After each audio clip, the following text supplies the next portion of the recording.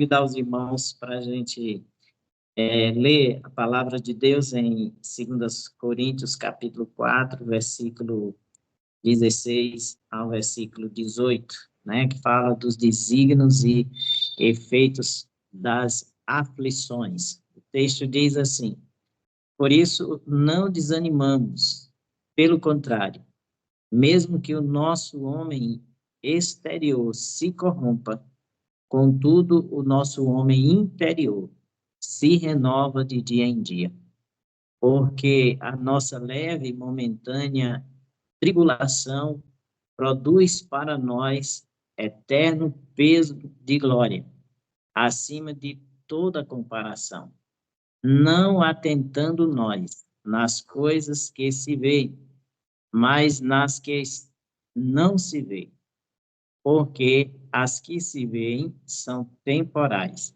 e as que se não veem são eternas. Vamos orar mais um pouco?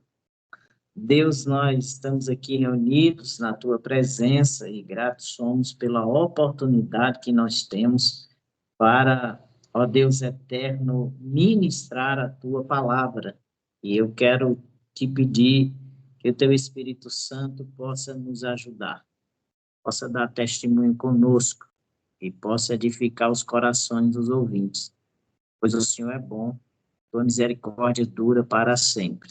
Em nome de Jesus eu oro e te agradeço. Amém. Amém, queridos. Como nós falamos, a epígrafe desse texto que nós lemos é os desígnios e efeitos das aflições. A intenção dessa mensagem é trazer consolo e encorajamento divino em meio às dificuldades. Nós sabemos que dificuldades é algo comum para os seguidores de Jesus Cristo. Foi o próprio Jesus Cristo que disse: no mundo tereis aflições. Portanto, o sofrimento não é novidade para a vida daqueles que servem a Cristo, né? Mas nós sabemos que o sofrimento é a causa de grande desânimo na caminhada da fé cristã. Aflições e perseguições são duas coisas que o diabo usa para desencorajar aqueles que servem a Jesus Cristo nesse mundo. As razões, biblicamente falando, são bem claras, né? Primeiro, é o caráter de Satanás. A Bíblia diz que o diabo, o ladrão, veio senão para matar, roubar e destruir. Então, a gente sabe que esse caráter está também relacionado a Satanás, né? Segundo, é o mundo em que nós vivemos. O cristão, ele vive num ambiente hostil. Por quê? Porque esse ambiente, ele é governado por um sistema maligno, do qual o próprio diabo é o príncipe. Jesus Cristo diz que Satanás é o príncipe desse mundo. E o apóstolo João, lá em 1 João 5,19, ele reafirma o que Jesus realmente falou, dizendo: o mundo jaz no maligno. Então, sofrimento na vida do cristão tem essas razões. O caráter de Satanás, e ele é o príncipe desse mundo, né? Então, ele veio justamente para matar, roubar e destruir a vida do ser humano que foi criado à imagem e à semelhança de Deus, queridos, né? E o sofrimento, como nós falamos, são causa de muitos desânimos na caminhada da fé.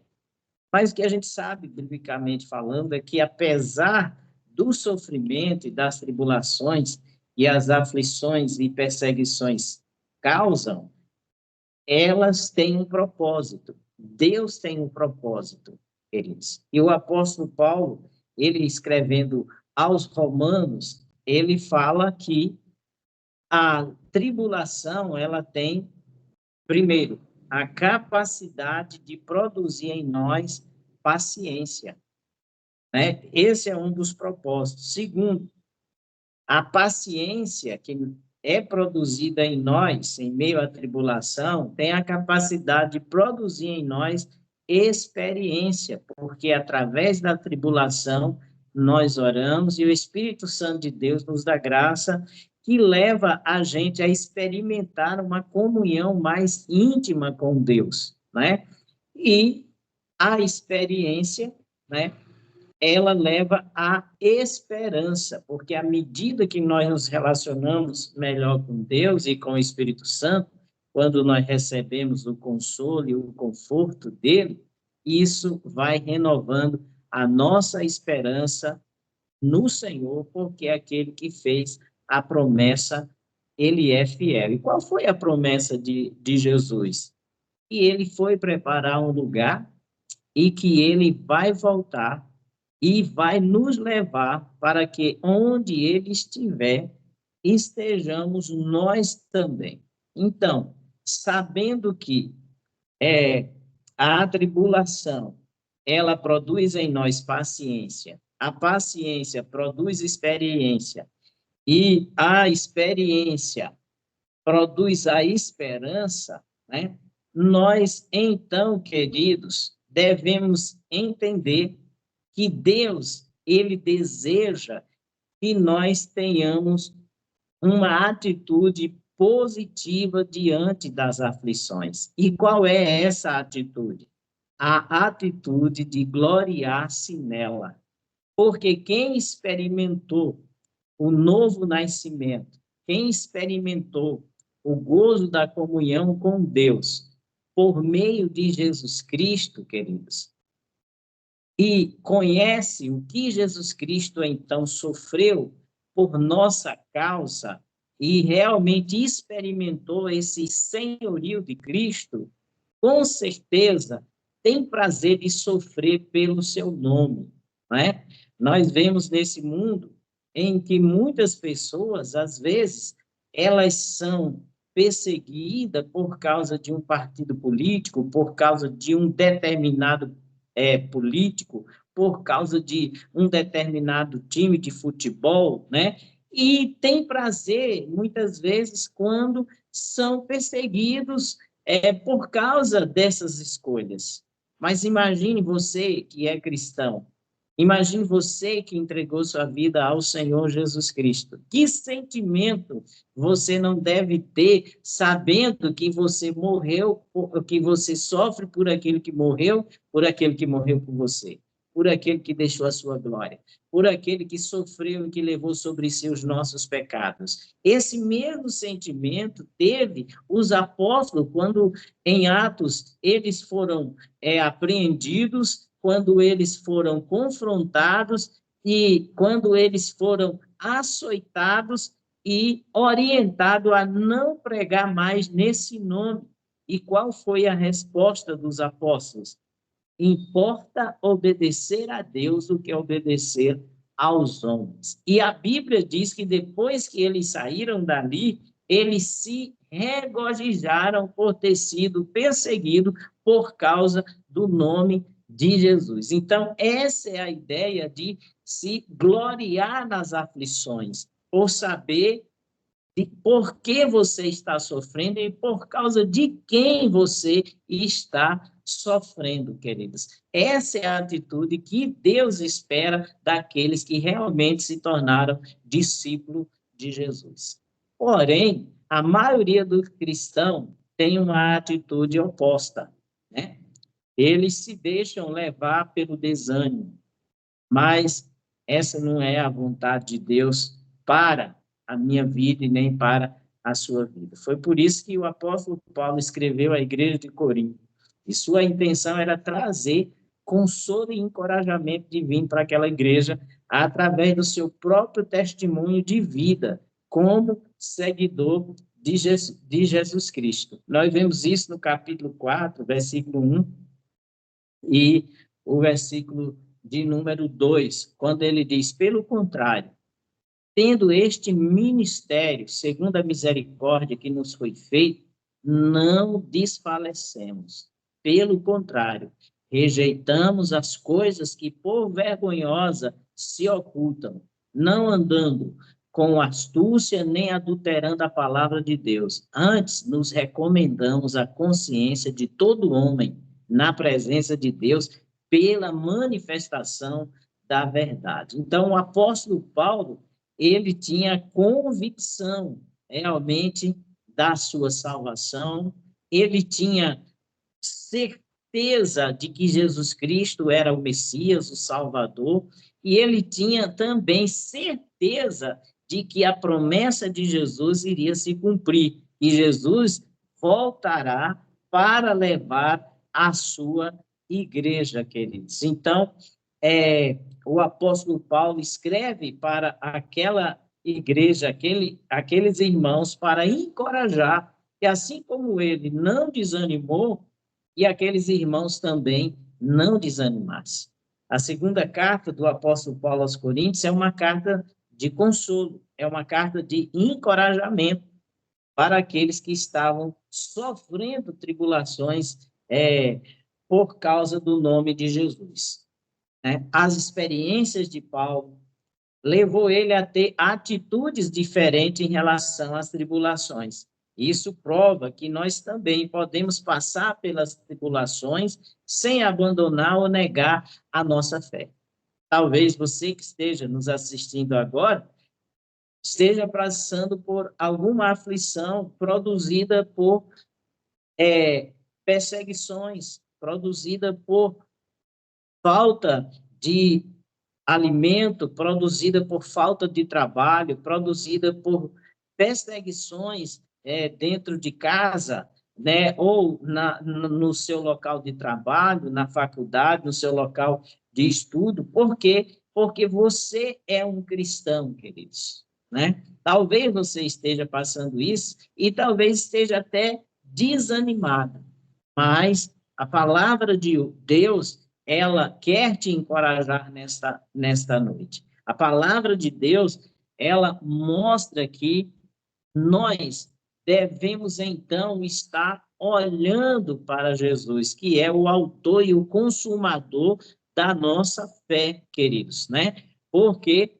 Porque o apóstolo Paulo, ele tinha essa convicção e ele escreveu dizendo, por isso não desanimamos, pelo contrário, mesmo que o nosso homem exterior se corrompa, contudo, o nosso homem interior se renova de dia em dia. O que é que ele está dizendo? Está dizendo ainda que esse corpo sofra, ainda que ele seja machucado, o nosso homem interior vai sendo renovado pela presença do Espírito Santo, né? Então, nesse capítulo 4, que nós acabamos de ler, Paulo, ele fala das provações na vida ministerial, que levou ele a passar por muitos sofrimentos na região ali da Ásia Menor, onde ficava a cidade de Coríntios, né? Região onde ficava também a cidade de Efésios, né? Então, nós vemos que na sua segunda viagem missionária, o apóstolo Paulo, ele passou 18 meses em Éfeso e passou um pouco mais ali também em Coríntios, né? Então, nós vemos que ele sofreu muitas coisas. E eu quero aqui só citar algumas coisas que o apóstolo Paulo sofreu nessas duas cidades. Em Coríntios, os judeus incrédulos levaram Paulo a um tribunal por pregar contra a lei dos judeus. Está lá em 18, 24, 12 a 14 de Atos. Paulo, ele viu espancarem a Sóstenes, que era o principal da sinagoga, e que depois veio a crer em Cristo. Então, ele viu um novo convertido sendo também espancado, né? Em Éfeso, Paulo viu seus companheiros Gaio e Aristarco sendo lançados no meio da multidão enfurecida, lá no capítulo 19, no versículo 28 ao 30. E enquanto ele estava em Éfeso, ouviu falar de vários problemas que estavam acontecendo na cidade, na igreja de Coríntios, como o problema da imoralidade na igreja, vocês se lembram do incesto, do filho que dormia com a madrasta, né? o problema de divisões, havia aqueles que diziam eu sou de Paulo, outro de Apolo, outro eu sou de Pedro, e outros eu sou de Cristo, né? E ele viu também a chegada de falsos apóstolos que atacava o seu caráter, a ponto de alguém chegar a insultá-lo de forma pública, aqui no capítulo 2 de 2 Coríntios, do 1 ao 10, né? Eles colocaram ali também em xeque o próprio ministério de Paulo, certo? Então, houve muito sofrimento, e talvez esses sofrimentos que eu citei aqui seja algo que esteja identificado com você, né? Mas o que eu quero dizer é que qualquer um dessas situações vivida por Paulo desanimaria qualquer um, né? Mas por que Paulo não desanimou? Porque Paulo, ele não olhava para as coisas materiais. Porque Paulo não focava naquilo que era humano e natural. Paulo tinha visão das coisas espirituais. E isso fala de discernimento. Paulo sabia em quem ele tinha crido, Paulo sabia qual era o seu destino, e ele sabia também qual era o seu propósito, o propósito de Deus na sua vida, né? Que era cumprir a carreira que Deus havia realmente designado para ele. Por isso, em Atos, no capítulo 20 e o versículo 24, quando lhe foi revelado que ele iria sofrer voltando a Jerusalém, o que o apóstolo Paulo diz é assim: em nada tenho a minha vida por preciosa, contanto que eu cumpra o ministério que eu recebi do Senhor. Tamanha era a convicção de Paulo, né, que ele não temia a morte, ele queria era cumprir a missão que o Senhor havia lhe designado, que ele tinha que dar testemunho do evangelho, da graça de Deus. Então, essa deve ser a minha e a sua convicção. Nós vivemos em tempos em que os cristãos eles estão tão bombardeados com as questões de descanso aqui na terra, de conquistas aqui na terra, de prazeres aqui na terra, de conforto aqui na terra, que muitos cristãos estão deixando de focar no alvo. E quando realmente passa por dificuldade, termina realmente desanimando, e alguns terminam abandonando o ministério, abandonando muitas vezes até mesmo a fé.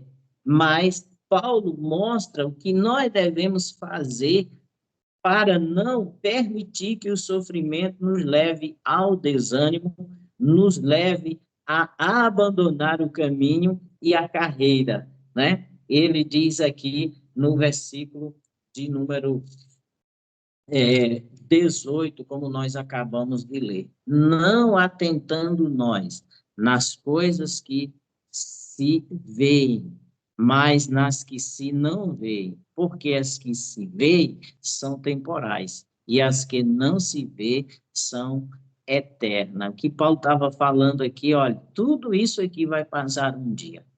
Um dia essa terra vai ser destruída. Um dia o paraíso vai ser restaurado.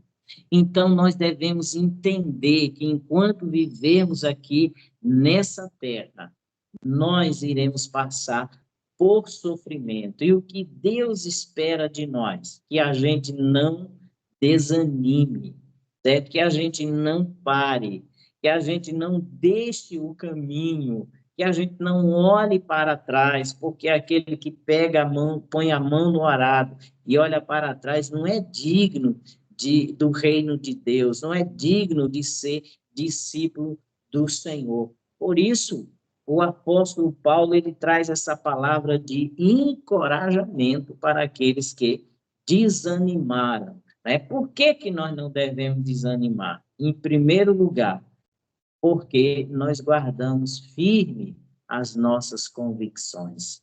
Quais são essas convicções? As mesmas que o apóstolo Paulo guardou. A Bíblia diz aqui no versículo de número 13 e 14, o apóstolo Paulo diz assim, olha, tendo, porém, o mesmo espírito da fé, como está escrito, eu criei, por isso é que falei.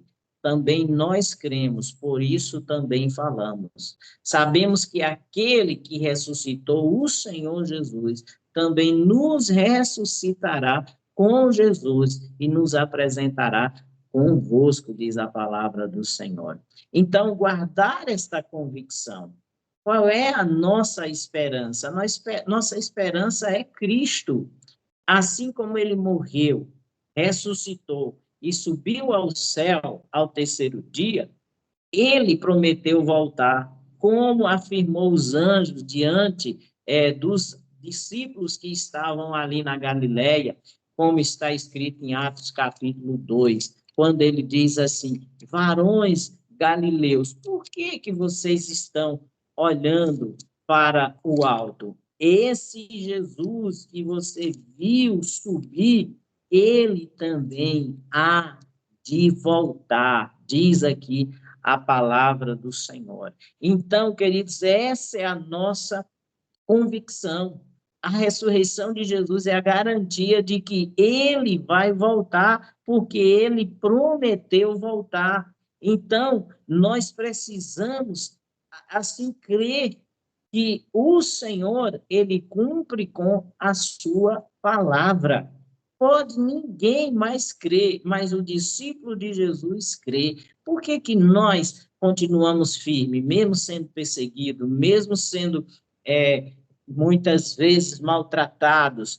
Porque nós cremos na palavra de Deus e na promessa de Jesus. Aquele que fez a promessa, ele é fiel. Então, a gente guarda firme essa convicção. E assim como Pedro, no sofrimento, na luta, na perseguição, nós podemos dizer, para quem iremos nós?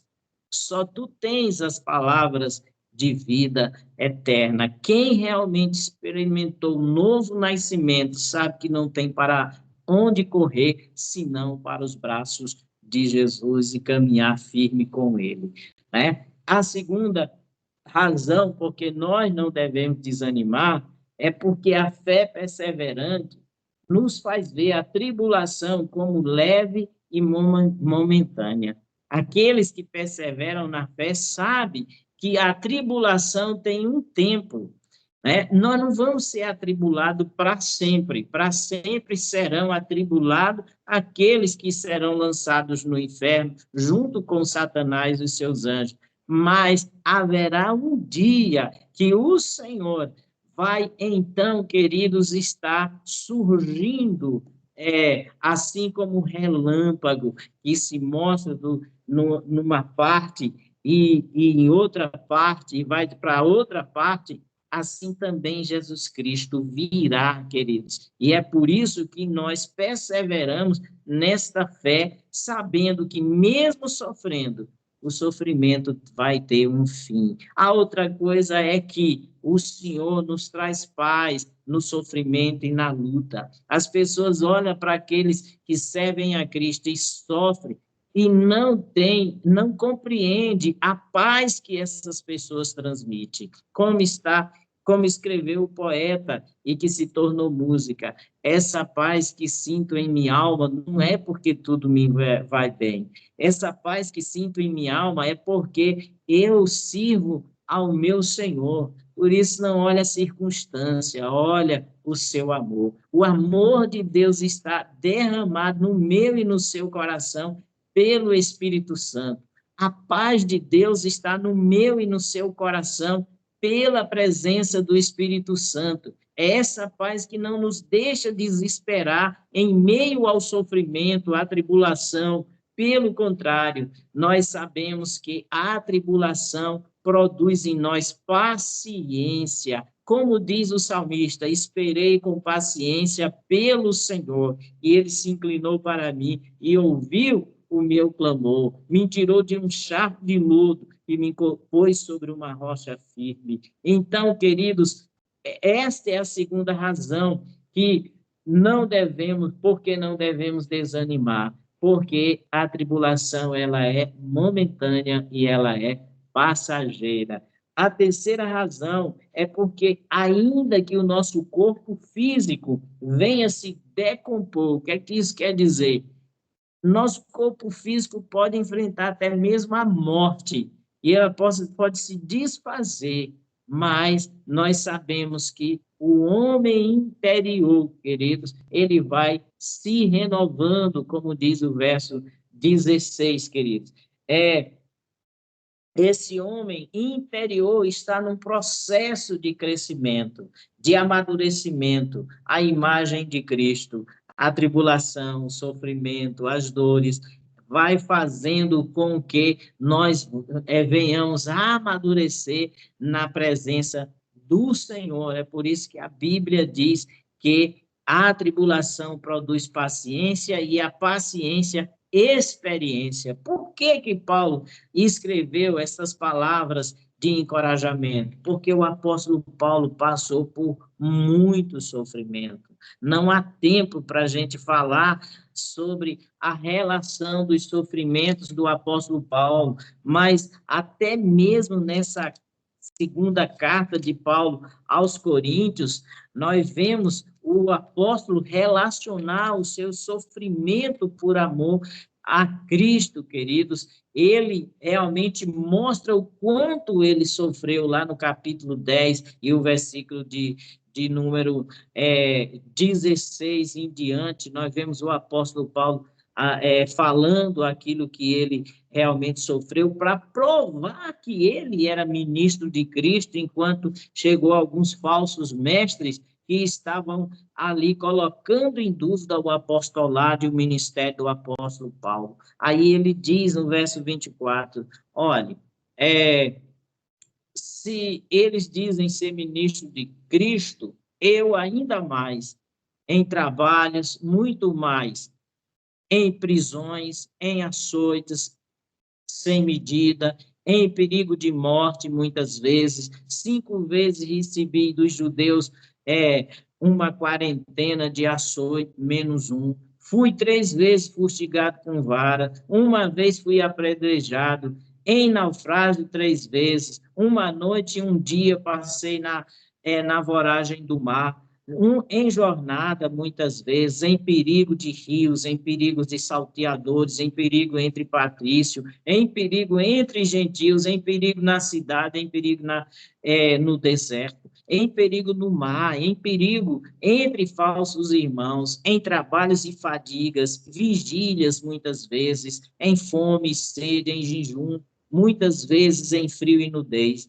Além das coisas exteriores, há o que pesa sobre mim diariamente, a preocupação com todas as igrejas. Quem enfraquece, e também eu não enfraqueça. Quem se escandaliza, que eu não me inflame. Paulo, ele mantinha a serenidade pelo fato de saber em quem ele tinha crido. Por isso, no final, ele pôde dizer: combati o bom combate, acabei a carreira e guardei a fé. Essa é a vontade de Deus para mim e para você. Esse deve ser o nosso alvo, ter a visão das coisas que são eternas, porque as coisas que os olhos veem, elas são temporais, mas aquelas que os olhos não veem, elas são eternas. Por isso que ele também, escrevendo na sua primeira carta aos Coríntios, ele disse, olha, nem olhos viram, nem ouvidos ouviram, nem chegou ao coração de homem algum, né? É o que Deus tem preparado para aqueles que o amam.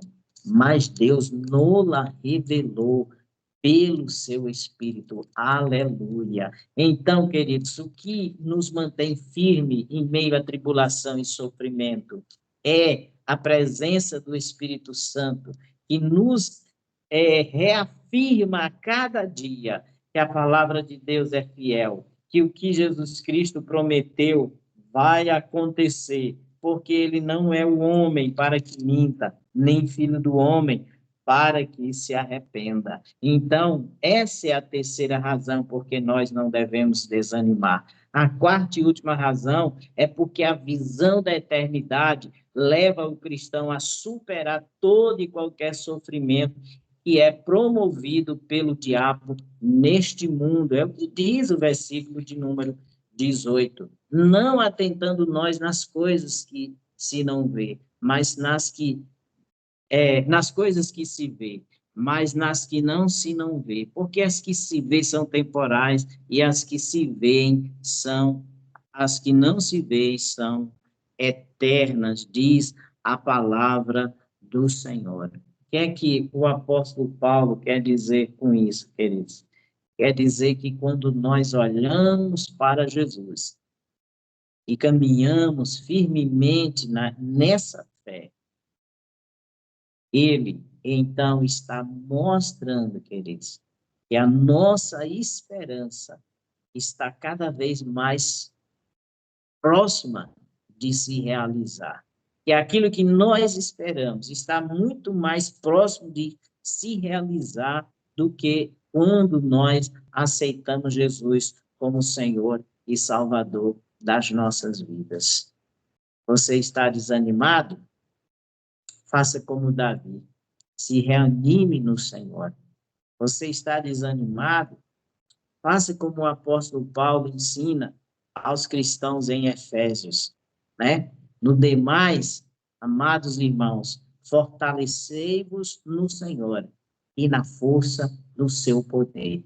É o poder de Deus que nos dá graça suficiente para a gente atravessar, querido, um mar de dificuldade, para a gente suportar a tribulação, para a gente enfrentar as lutas e as perseguições com a consciência firme, com a fé cada vez mais fortalecida nesse Deus que fez a promessa, nesse Deus que é fiel, nesse Cristo que morreu por nós e ressuscitou ao terceiro dia, e disse: eu não vos deixarei só, enviarei o Consolador, ele estará convosco, louvado seja o nome do Senhor. É o Espírito Santo que nos capacita a permanecer firme mediante as lutas, a dificuldade que esse ambiente hostil, que é o mundo dominado por Satanás, promove dificuldade para a vida dos seguidores de Cristo. Mas a Bíblia diz: no mundo vocês terão aflições, mas tende bom ânimo, eu venci o mundo. E o apóstolo Paulo diz que em Cristo nós somos mais do que vencedores. O que ele está dizendo é: olha, nós somos mais do que vencedores em todas as coisas que nos atribulam, em todos os sofrimentos que é promovido por esse mundo e pelo diabo na vida do cristão, porque Cristo venceu e a vitória de Cristo está na sua ressurreição. Por que na sua ressurreição? Porque na ressurreição de Cristo, ele então demonstra esta vitória e recebeu o corpo glorificado. Nós também, queridos, somos mais do que vencedor, porque Satanás pode destruir o corpo, mas não pode levar a nossa alma para o inferno. Nós estamos salvos. Nós estamos selados pelo Espírito Santo. Nós temos a garantia que vamos viver eternamente com o Senhor no céu, nesse lugar, aonde não vai haver choro, aonde não vai haver dor, aonde não vai haver luto, querido, porque a morte foi vencida para sempre. Por isso, que nós possamos, então, encorajados, caminhar, olhando firmemente para Jesus, o autor e consumador da nossa fé, e fazendo a sua obra, queridos. É isso que o apóstolo Paulo, então, nos ensina, né? Que nós possamos estar realmente motivados, mesmo diante de toda luta, de toda angústia, de toda dor, seja por perseguições, seja por doença, seja por escassez. Veja que tudo isso o apóstolo Paulo passou, mas em todas essas coisas ele venceu. Nós também venceremos, porque a Bíblia diz que temos fé. E essa é a vitória que vence o mundo, é a nossa fé. Que Deus nos ajude, que Deus nos fortaleça, e que a gente caminhe confiando no Senhor e encorajando os santos, porque aquele dia está próximo. Amém, queridos?